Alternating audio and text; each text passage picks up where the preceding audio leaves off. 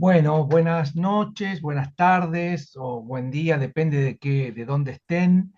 Eh, Esta es una ocasión para mí en lo personal y para Chapta y para Nuevación muy especial porque, bueno, vamos a presentar el libro de un amigo, por sobre todas las cosas, de un referente insoslayable de nuestra cultura judeo-argentina y bueno, que hemos leído y seguido, por lo menos yo en lo personal, imagino que la mayoría de ustedes también, desde hace muchos, muchos años, en mi caso desde chico, que me he formado con sus libros. Y bueno, poder estar ahora acá con Ricardo y presentarlo desde Chapta, con nuestra pequeña espacio de producción de libros, ¿no? Bueno, que tuvimos el placer de editar este segundo libro, ¿no? Ya con Chapta. Para nosotros es un gran placer y nos llena de orgullo y de entusiasmo, ¿no? Bueno, alguna vez lo hablamos, lo soñamos con Ricardo y finalmente se dio. Y bueno, venimos planificando desde hace bastante tiempo este momento, bueno, dijimos íbamos a poner una fecha, finalmente hace un par de meses lo definimos y acá estamos. Estamos muy contentos que estén todos ustedes acá y estamos muy contentos también con los amigos que se han ofrecido o han aceptado generosamente poder participar también comentando de alguna manera el libro, ¿no? Este, Susana Poch, bienvenida, es que es licenciada en Letras de la UBA, profesora especializada en literatura argentina, docente universitaria de la UBA, de la Universidad de la República Uruguay, la Universidad de Lomas de Zamora, y Juan José de Laney, doctor en Ciencias Modernas y profesor en Letras, narrador, ensayista, dramaturgo, fundador y director de la revista El Gato Negro y autor de más de una decena de libros. Esto es un currículum muy resumido que hicimos de ambos. Y bueno, y Ricardo no sé si requiere presentación, ¿no? Periodista y escritor, publicó más de 25 libros, entre ellos Historia de los judíos argentinos y El caramelo descompuesto. Su libro anterior fue Memoria e Identidad, Las avenidas del barrio judío en la ciudad literaria, y fue director de Editorial Milá. Y tantas otras cosas que podemos decir de Ricardo. De modo que, bueno, vamos a dar comienzo así a este encuentro, a este espacio, donde va a haber una recuperación un poco de Susana y de Juan José del libro, luego va a hablar un poco Ricardo, va a conversar, y luego va a haber espacio también para que todos podamos de alguna manera preguntar o hacer algún comentario. Así que sin más, Susana, tenés la palabra. Hola, gracias Gustavo, gracias Ricardo, gracias Juan José. Y bueno, y saludo a todas y a todos. Alguien mencionó recién los tiempos de oscuridad. Bueno, desde Uruguay un rayito de luz y de esperanza, así que los saludo con un poquito de más de, de, de aire en este mundo tan difícil. Y bueno, en este mundo tan difícil también el agente literario es una luz. Y yo lo leí con la misma alucinada alegría con la que desde muy chica iba al parque japonés de Buenos Aires, no sé si se acuerdan, no el de ahora, el parque japonés, el de los juegos, el que estaba en Retiro. Y a diferencia de la Alicia, de la de Lewis Carroll, en ese parque yo no iba al otro lado del espejo, sino que me paraba delante de unas superficies maravillosas que eran cóncavas, convexas, irregulares y raras, y me descubría sorprendente, cómica, divertida. Y recorro la novela que se cuestiona y cuestiona que soy una novela y paseo por las luminosas galerías del humor, la ironía, el descalabro, el desparpajo y la locura, la angustia existencial y la literaria, que, como los espejos de mi infancia, va desplegando tu escritura, Ricardo, y a esto me voy a referir a esos espejos que me fueron apareciendo a medida que iba leyendo tu novela. El primer espejo, el de los talleres literarios. Ay, Ricardo, los talleres literarios. Desde 1974, cuando Noé Gittrick introdujo en la Facultad de Filosofía y Letras, como extensión de su cátedra de literatura iberoamericana, un experimento llamado taller de escritura y no taller literario, crecieron y se reprodujeron en Argentina de un modo tal que hoy diríamos que se viralizaron. Fui parte de ese proceso en 1974 y durante muchos años compartí con el narrador de tu novela el rol de integrante primero, de coordinadora después, para jugar a escribir en un taller colectivo una vez a la semana, como decís.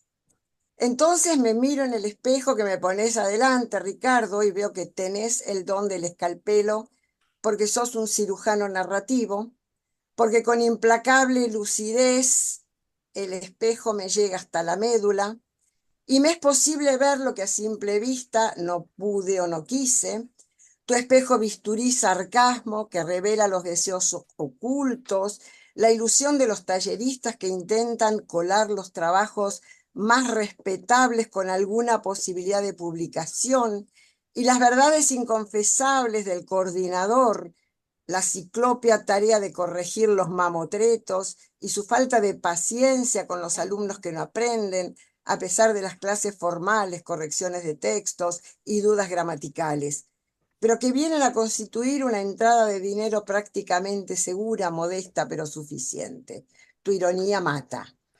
Del mismo caracú del deseo de escribir, de publicar, de trascender, de alcanzar la fama y el éxito y la eternidad, del centro mismo del sueño irrealizable de los talleristas de publicar en alguna editorial seria, surge tu personaje, el narrador, cuya primera persona invade desde el mismísimo título casi todo el espacio textual, el agente literario.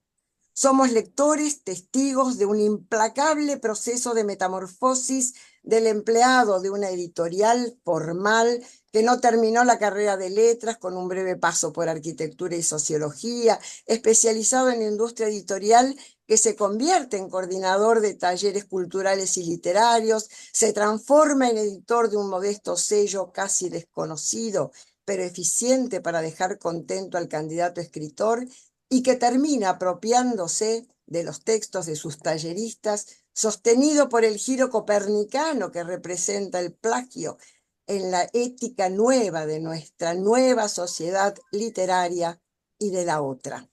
Y entonces aparece el agente literario como mi segundo espejo.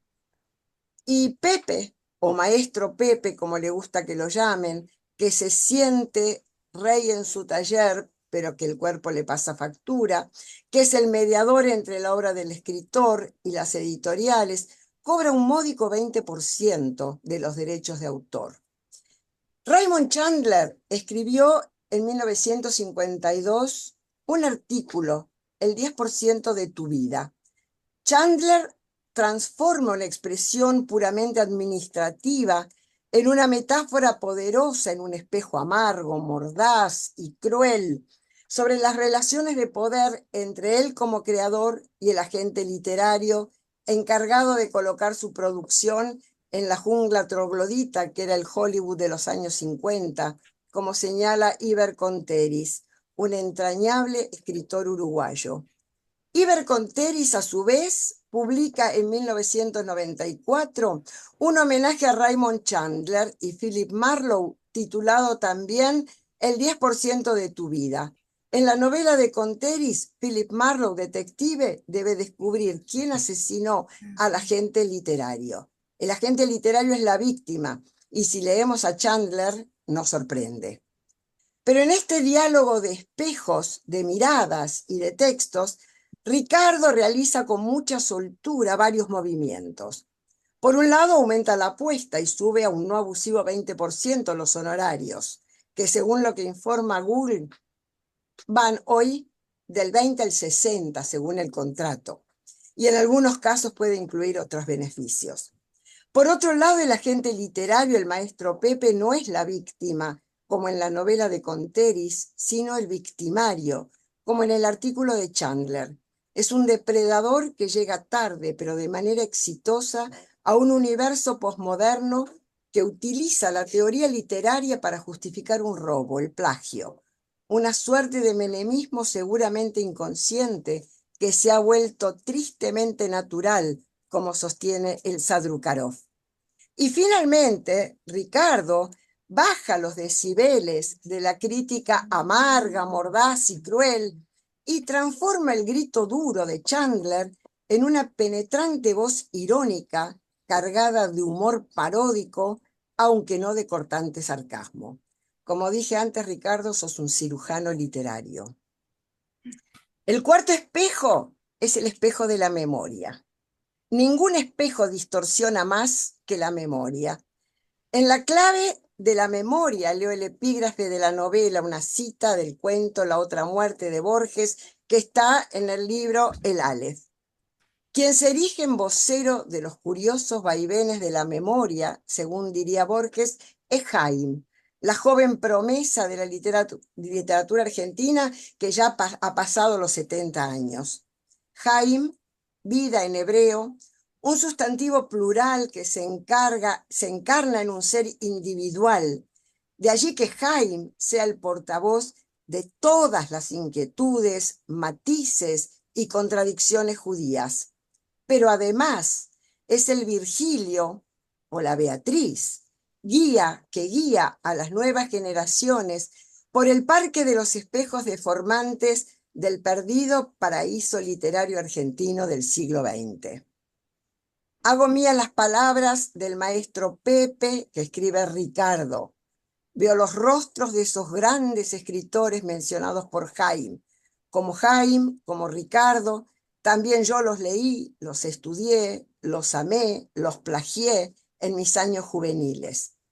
Cuando yo ya creía que solo vivían en su condición de sombras, en silenciosos estantes de bibliotecas, en artículos y libros académicos, en la vida, la literatura, es decir, Jaime, Ricardo, nombra, describe, revive, alude, cuestiona a escritores, teorías, principios compositivos, procesos creativos, géneros y estilos, competencias e incompetencias literarias, políticas, sociales y humanas.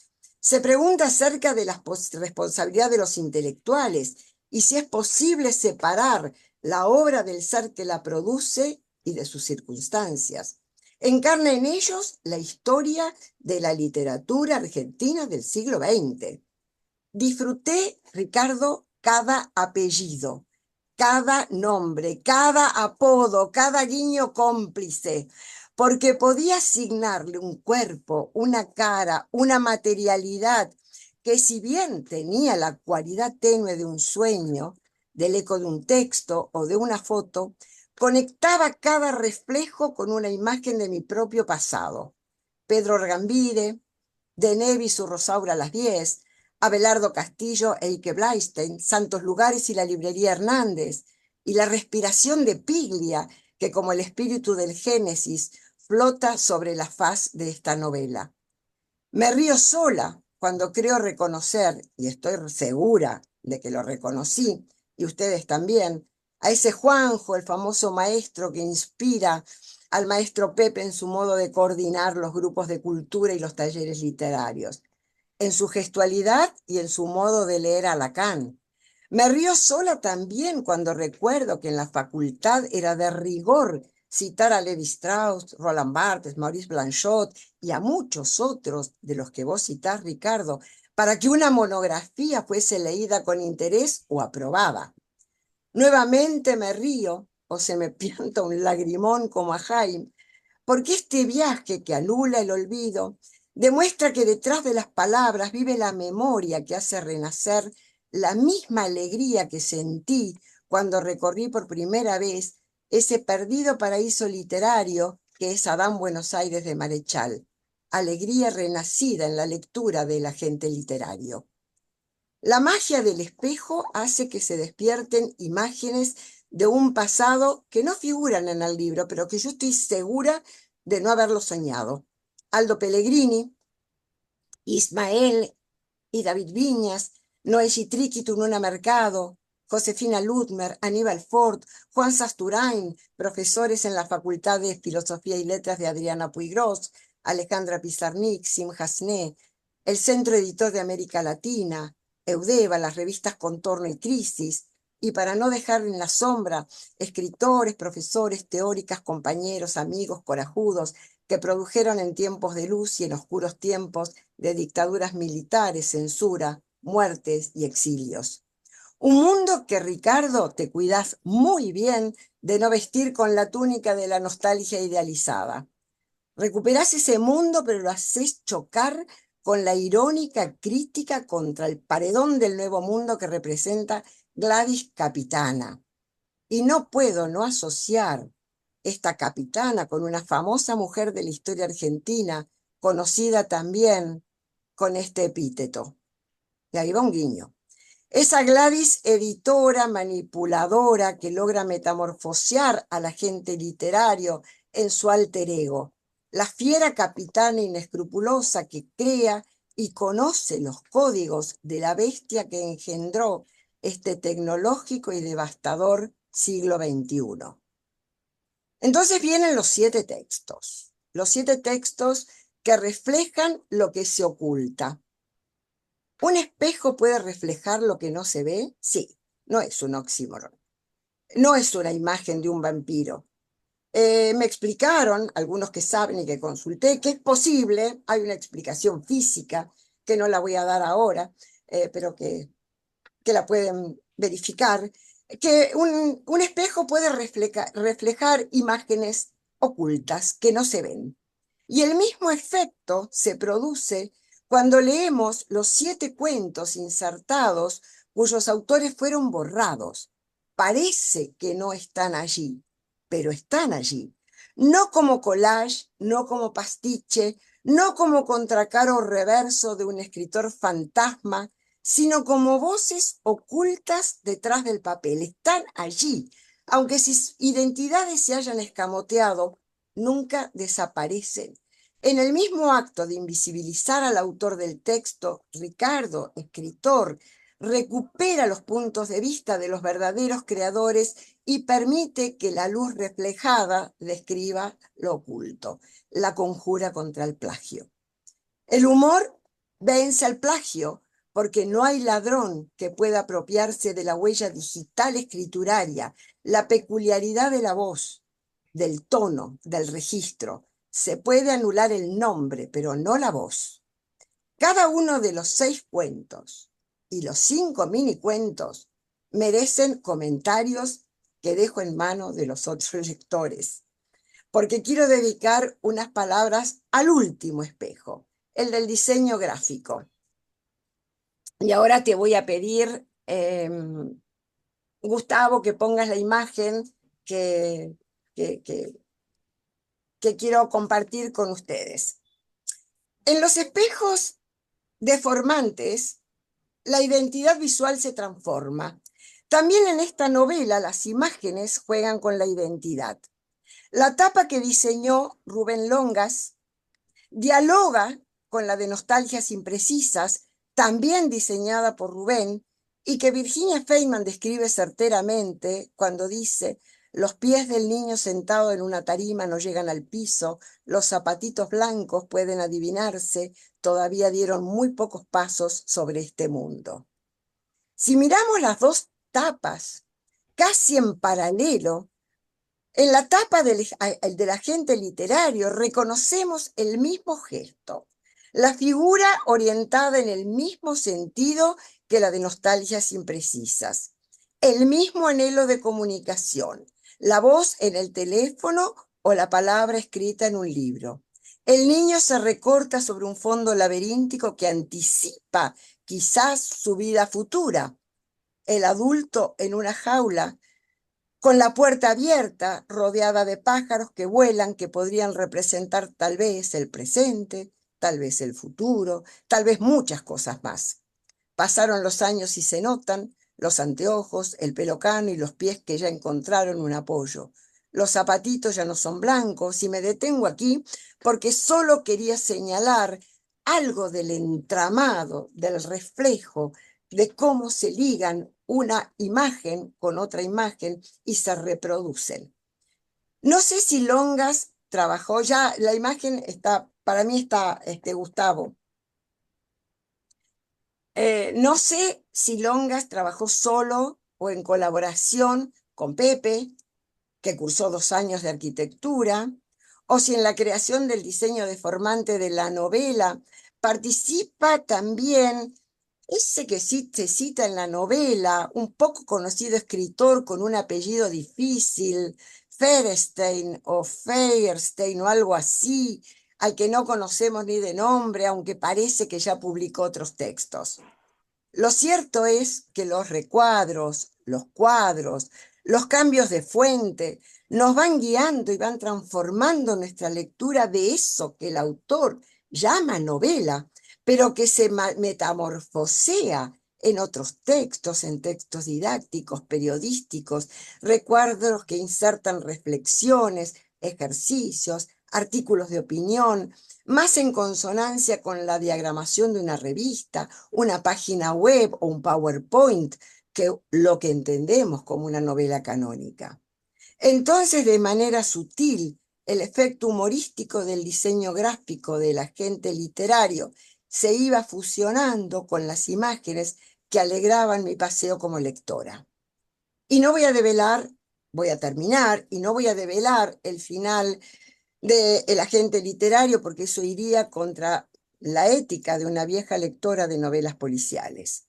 Solo me resta decirle gracias a Chafta, a Nueva Sion, a Gustavo, a Rubén Longas, gracias a Juan José, con el que estuvimos dialogando, y sobre todo, gracias, Ricardo, por tu genial capacidad de distorsión y disloque que combina humor con reflexión, anamorfismo con realidad, literatura con política cultural e incertidumbre y judaísmo, siempre el judaísmo con ironía.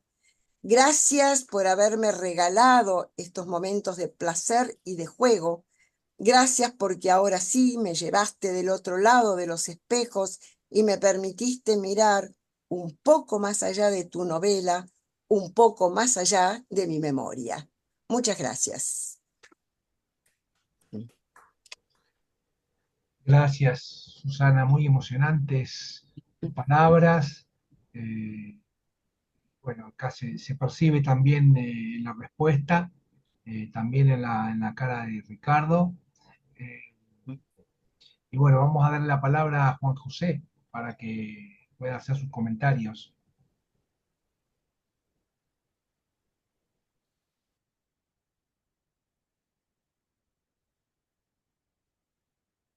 Tenés que desmutearte, Juan José, que estás muteado.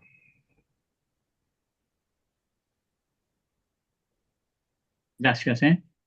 Estaba entonces saludando a Gustavo, a Susana, a quien conocí hace poco y ya somos amigos, y por supuesto a Ricardo, a quien conozco hace muchos años y, y somos amigos. Y yo, aunque él por ahí no lo sepa, soy un secreto admirador de sus textos, muy especialmente los policiales. Y gracias, querida audiencia, por acompañarnos. Voy a leer un pequeño trabajo que preparé a propósito de El agente literario, que realmente leí con placer y me dio un poco de pena que solo tuviera 106 páginas, pero ya cuando lea lo que preparé, verán que comprendí por qué son 106 y no 206. Este nuevo libro de Ricardo Feierstein, la novela El agente literario, llega precedido por una extensa y valiosa obra literaria. Más allá de sus novelas y de sus ensayos, este lector es devoto de las aventuras del inspector Lepe, protagonista de los ingeniosos cuentos policiales maquinados por Feierstein. Por eso un texto suyo, que desnuda el mundo de la escritura y sus periferias, me interesó especialmente. Es que alguien que en Intrigas de Misterio se mostró tan hábil en la observación y el análisis de caracteres y de las cosas aparentemente pequeñas de esta vida, pensé, podría quizás revelar algún otro misterio de la multifacética realidad. Por lo demás, en un sustrato hondo, algo del policial campea en la nueva propuesta de Feuerstein, idea que también sugirió Susana. Con la lectura del agente literario encontré un narrador que, habiendo practicado distintos géneros, la poesía, el cuento, la novela, el ensayo, escribía ahora sobre el mundo y el mundillo de la escritura, de la comunicación y de la palabra. Lo hace desde lo ficcional, pero afortunadamente las peripecias no logran ocultar el carozo del texto, por lo que la obra resulta una conjunción de ficción y ensayo, cuestión que precisamente se plantea en la historia. La dificultad, por ejemplo, de definir qué es una novela. Esta novela puede ser definida de varias maneras: realista, satírica. Yo la etiquetaría como novela cómica. Cómica en el sentido de que le da Samuel Beckett a alguno de sus textos. Y agrego, cómica en un sentido hondo de la palabra, ya que aparentemente el narrador no se propone hacer reír, sino, creo yo, mostrar un recorte de la realidad y a través del mismo la condición humana, la vanidad de los aspirantes a escritores y la de los ya consagrados también, las ambiciones, aunque el relato afortunadamente no está exento de la ironía y el sutil humor característicos del autor, y aún la burla. No puedo no citar la pregunta retórica que el narrador pone en boca de Blaisten, quien, en una reunión de literatos, en la que no faltaban los habladores crípticos y los que buscan convertir la literatura en ciencia, dice, cito, quiero preguntar algo a los presentes. Yo, la verdad, no soy un gran lector de teoría literaria y desconozco prácticamente a todos los autores que ustedes vienen citando. Pregunto, ¿puedo seguir escribiendo relatos o ya quedo descalificado y me dedico a otra cosa? Sigo. La fauna literaria y sus pequeñeces no son, lamentablemente, invenciones del narrador. Los que estamos en el ambiente sabemos que los actores y actrices de ese ambiente son así. Lo que importa en esta producción cultural no es entonces tanto el qué, sino el cómo. ¿Qué hace el autor con toda esa masa narrativa, es decir, el cómo? Feuerstein desnuda e ilumina ese mundo y lo convierte en literatura. Tal es su mérito. Para lograrlo se sirve de las más diversas técnicas que fecundo narrador conoce muy bien. Una pátina de sabia piedad campea por la historia toda. Es esa misma humanidad que atraviesa la obra del admirado Isaac Bashevis Singer. Otro componente que enriquece la escritura de Feuerstein es su capacidad de interesar. Tiene, en efecto, ese talento, no muy frecuente, por el cual todo lo que cuenta interesa. No hay ripios, no hay pasajes puente, no hay palabras innecesarias y además, de un modo natural, da siempre con la palabra adecuada, que no pocas veces no dice, sino que deliberadamente sugiere. Por eso, esta narración de poco más de 100 páginas merece una lenta y atenta lectura, disfrutando de un estilo cuyo trabajo no se descubre y adivinando lo que muchas veces las palabras no alcanzan a decir. Algunas zonas de la novela, aunque funcionales a la historia general, tienen autonomía propia, como la al apartado dedicado al plagio, las referencias a escritores reales como Borges, Sábato, Blaisten, Constantini. Con excepción de Constantini, conocía a todos los otros y la pintura que hace Ricardo es fiel. El muestrario de cuentos que conforma la antología final, pero siempre el discurso vuelve a esa tabla en el océano que es la palabra. Leemos al principio de la novela. Cito. Al principio de la novela escribe el narrador. El sueño irrealizable de la mayoría de los escritores es publicar todo lo que escriben. Sabe, a medida que pasan los años, que cuando él desaparezca, y al igual que todos, será olvidado en poco tiempo.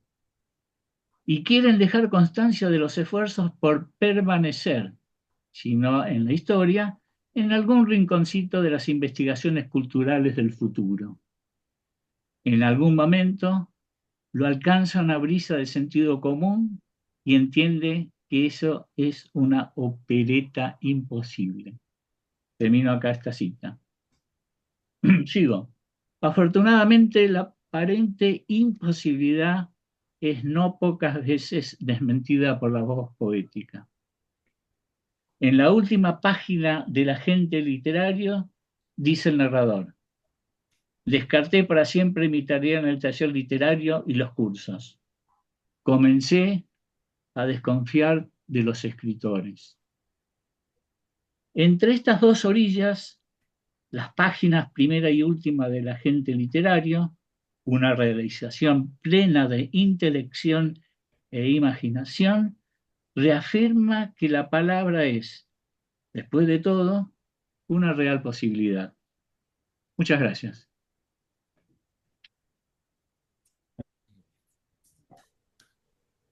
Gracias, gracias Juan José por esta devolución, por esta entrega. No sé si Ricardo, querés hablar un poquito. Mientras tanto, yo le voy pasando aquí para aquellos que quieran. Ahí en el chat está la posibilidad de adquirir el libro con envío a domicilio. Está en el chat el enlace. Ricardo. Lo primero para decir como corresponde son agradecimientos.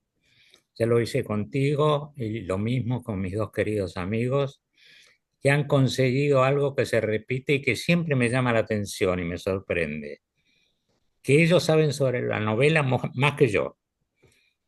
Es decir, que recurren a aprender una luz sobre rincones ocultos que no es que fueron casuales, pero tampoco fueron concebidos con tanta, digamos, intención de que se entendiera todo y que fuera todo tan profundo. Me quedaría escuchando un rato más, pero eso sería un despropósito. Entonces pensé que lo que podría decir es cómo empezó esta novela, porque imitando en algún momento a la televisión actual, lo que importa son también de qué manera se llegó a esta temática y esta escritura. Para eso tuve que luchar con algo que luchamos todos los escritores, que es la autobiografía. La autobiografía está en todos lados. Hay un pintor, el nieto de Freud, Lucien Freud, que vivió durante el siglo XX, decía que hasta una silla es autobiografía, porque la silla nos da datos sobre cómo se sentaba la persona que estaba allí o qué hacía, o si la cuidaba, si no la cuidaba, etc. Pero Amos Oz, en uno de sus libros, creo que el último, tiene también una frase que contribuye a aclarar esta cuestión. Él dice, todo lo que un escritor escribe es autobiografía, pero no es confesional. Quiere decir, en algún punto uno fue tocado para escribir sobre esta cuestión a lo largo de su vida, pero no está hablando con un terapeuta y proponiendo que cada uno de estos puntos le sea aclarado. Entonces me impresionó mucho el personaje. El personaje que yo creé no es un personaje real, pero es un personaje que resume a los varios agentes literarios que tuve la oportunidad de conocer. Y este libro comenzó a ser escrito en mi cabeza en una reunión familiar donde mi nuera, que es una importante escritora argentina, Virginia Feynman, quiso que yo le contara, primero me contó ella algunas cuestiones de la fauna literaria en Buenos Aires, de las cuales yo no conozco, por supuesto, y después me dijo, ¿y cómo era en tu época?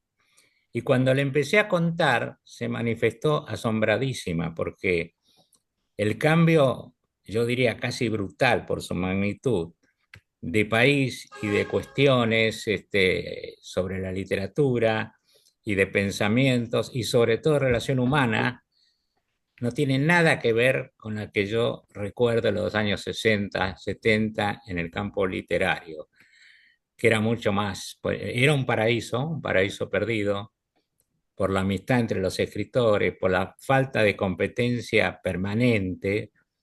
Yo le contaba, por ejemplo, que cualquier autor poco conocido de alguna de las revistas literarias o grupos literarios de esa época que yo integraba, cuando publicaban un libro, le regalaban uno al amigo, al compañero, pero el compañero compraba otro, que a su vez se lo regalaba a otro, y así iban creando un pequeño mercado posible para la difusión tan difícil y que era mucho menos difícil antes que ahora, ¿no? Todo el que haya pasado ideas sobre esa temporada de los años 60 y 70 no dudará en calificarla de paraíso comparado con lo actual.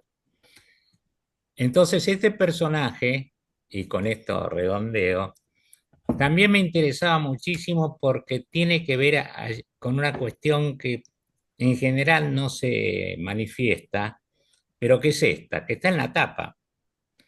La tapa, bueno, contestando a la pregunta de Susana Poch, la hicimos juntamente con Rubén Longas. Yo doy la idea y él la lleva al diseño.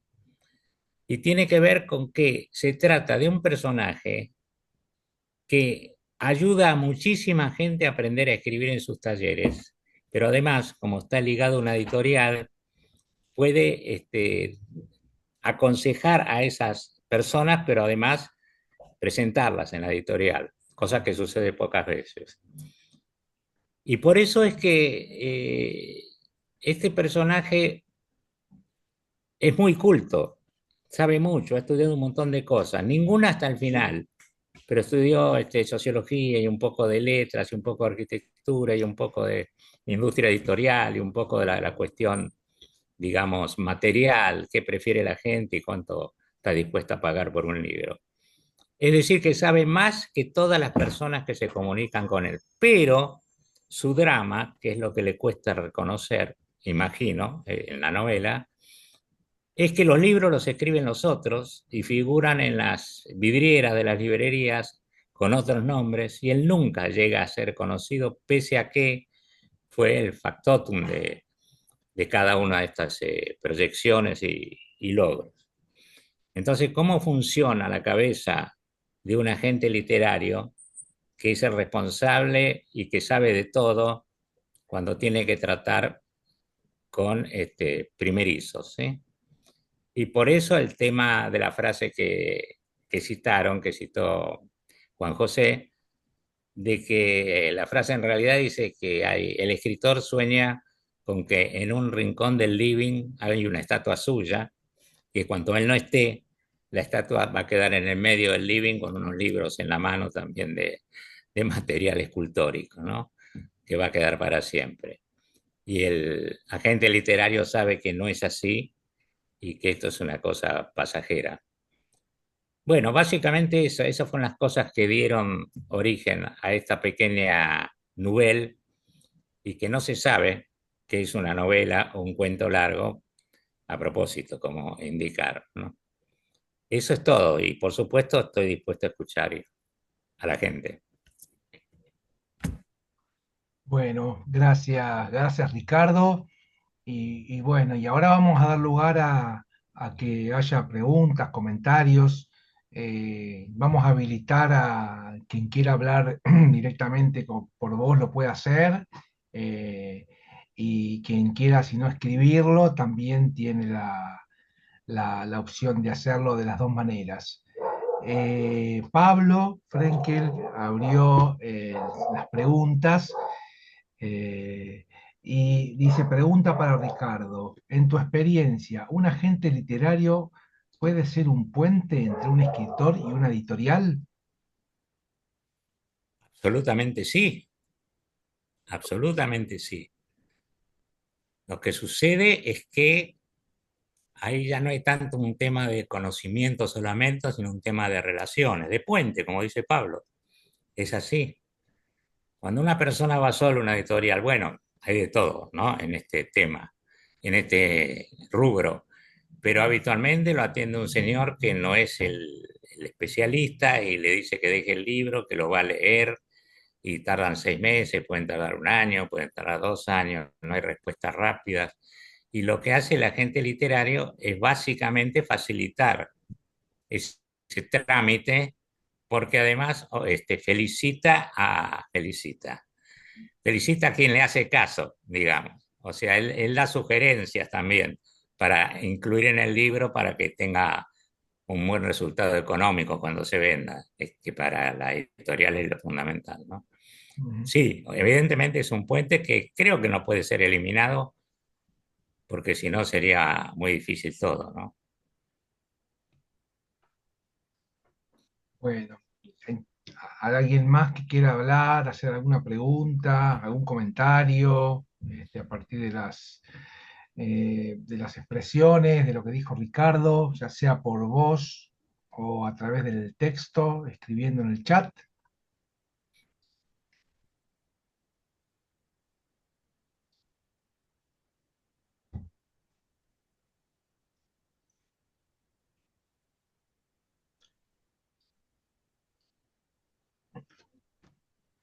Yo te voy a preguntar, básicamente antes de que surjan otras preguntas, ¿cómo fue el proceso, ¿no? Desde esos primeros momentos que vos contaste respecto de por qué surgió la idea de la familia, ¿no? Hasta la idea sé que hubo como distintos momentos al momento de decidir publicarlo, de decidir hacerlo, ¿no? Y finalmente hubo como algunas cosas que te terminaron de convencer de hacerlo, ¿no? Y entonces, bueno, quería que cuentes un poquito cómo fue ese proceso de esa idea original, de ese momento embrionario, digamos, hasta llegar al momento de hoy, ¿no? Va, a llegar al momento primero de publicarlo y de hoy por hoy poder estar presentándolo. ¿Cómo fue ese proceso? Bueno, parte del proceso, por suerte, es inconsciente, uno no sabe por qué funciona así, uno no sabe. Yo siempre suelo contar que a la noche tenía insomnio durante muchos años. No era insomnio, pero me acostaba y me dormía a la hora y media. Y cuando llevé el asunto a análisis, me dijo el psicoanalista con mucha razón, ¿de qué te estás quejando? Tu cabeza trabaja 1 hora y media más a la noche cuando nadie te molesta y por eso escribís libros, ¿no? De modo que uno no domina todo lo que hace. Pero sí, el tema de qué incluir en el libro fue lo más difícil, porque tenía que ser un libro corto. El mismo agente literario aconseja, en uno de sus consejos en el taller, de que un libro no puede tener más de 100 páginas, una novela, salvo las españolas, que son 500, 600 páginas, pero en un eh, lugar particular, en una historia particular. No puede tener más de 100 páginas porque los jóvenes no leen más de 100 páginas y sobre todo que los capítulos deben ser muy cortos. Y planteaban que, esto creo que está en el libro también, un capítulo de una novela debe ser posible de ser leída en el trayecto entre Chacarita y Plaza de Mayo en un subte.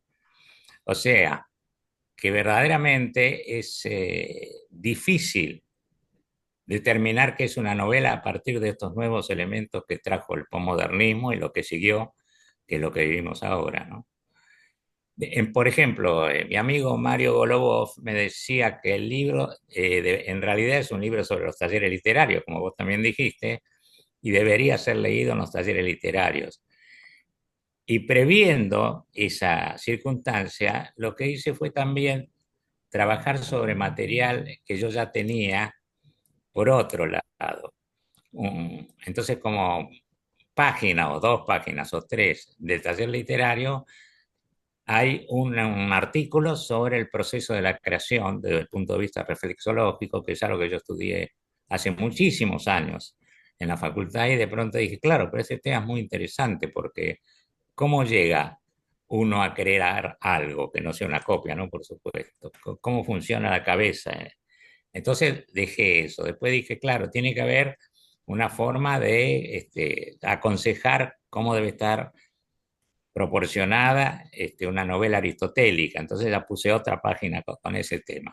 Y al final se volvió algo eh, fácil, digamos, porque ya era material que venía trabajado de otro lado y calzaba justo allí.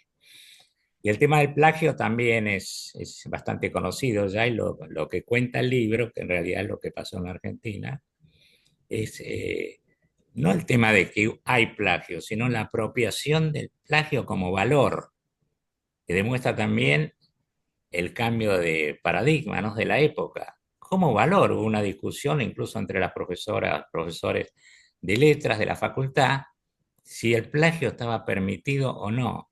Y salvo uno o dos personas, una era Elsa Drukarov, como mencionó Susana Pock, toda la parte universitaria de letras coincidió que sí, que era positivo el plagio, porque toda la historia de la creación es plagio, ¿no? Ponen la música de Stravinsky, ponen, en fin, el himno israelí, por ejemplo, ¿no?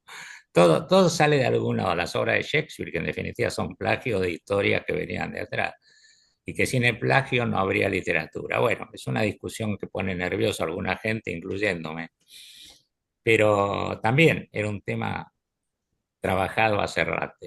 Y de modo que así se fue juntando con el proceso de creación que, no quiero decir mucho sobre esto porque es muy complicado, pero el proceso de creación en arquitectura y en letras, que son los dos oficios que yo tengo, es el mismo. Y creo que el proceso de creación es el mismo para cualquier.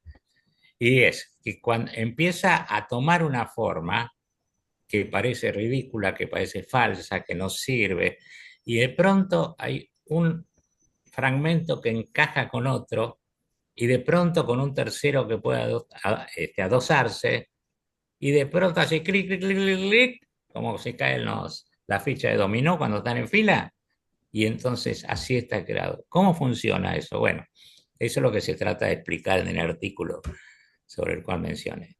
De modo que, claro, es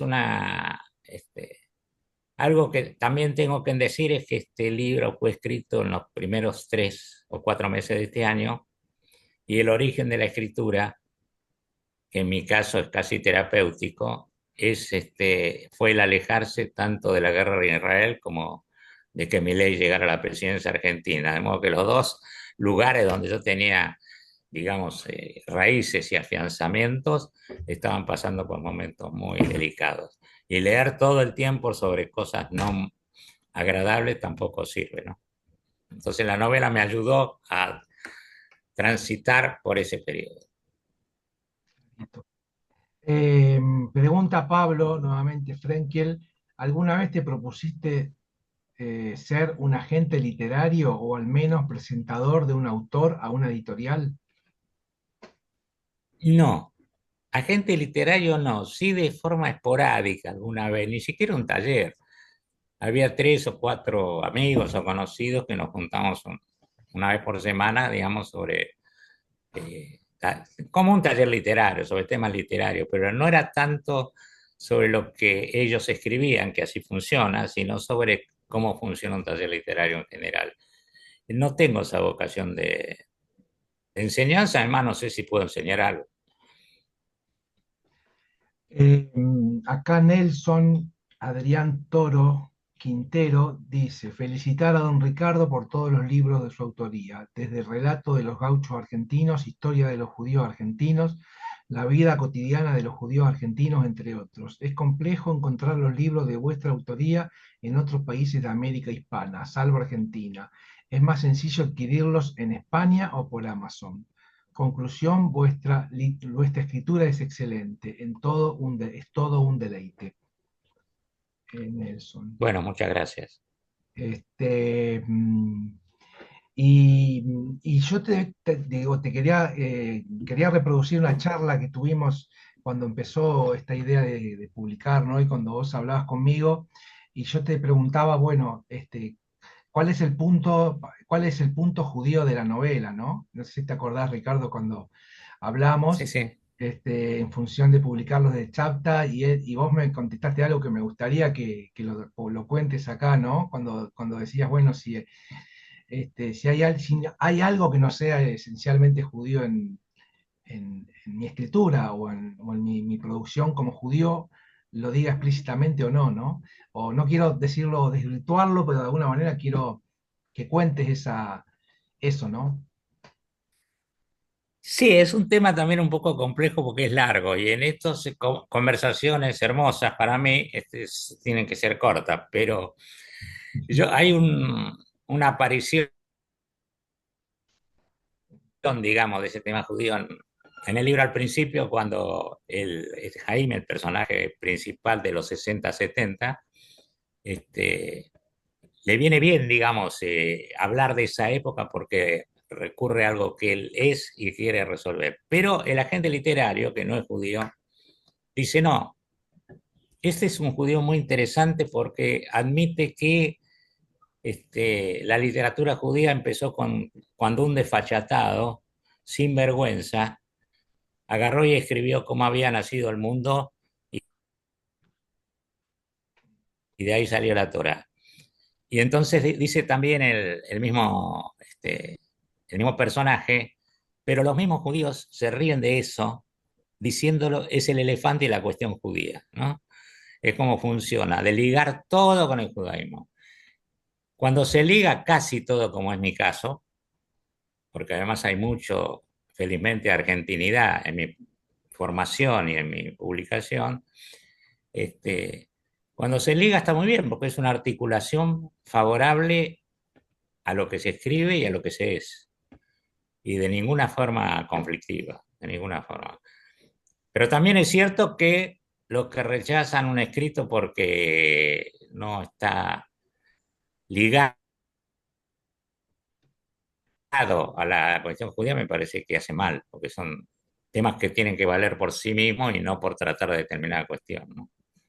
Me estoy metiendo en un lío, ¿no? No, no, no, no, al contrario. Está bueno explicitar esto que hablamos, ¿no? Que está buenísimo. Y que es algo que yo siempre pensé, pero está bueno poder explicitarlo en este marco, ¿no? Claro, es así. Sin los anteojos judíos no puedo entender al mundo, pero si solo uso esos anteojos para entender a todo el mundo, ¿no? Y no solamente no sirve. Bueno, es otra historia. Otra historia. Bien.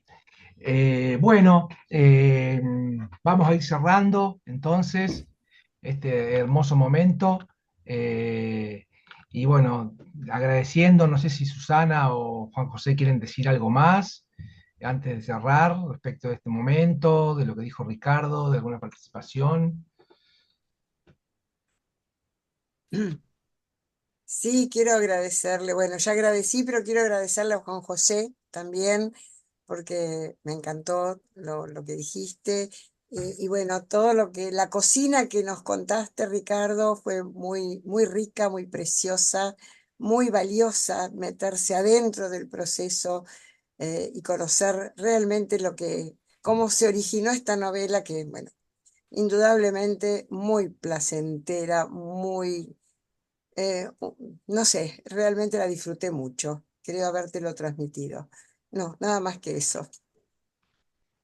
Yo también quiero agradecer a todos los que vinieron o se inscribieron o les interesa esta cuestión, porque no es fácil o no es corriente que un escritor pueda hablar con la gente que lee sus libros. Yo conozco muy poca gente que lee mis libros, entonces no sé, no tengo la facilidad de ese diálogo que por suerte en lugares como este se va dando, ¿no? Ahí, Juan José, creo que querés hablar, desmuteate.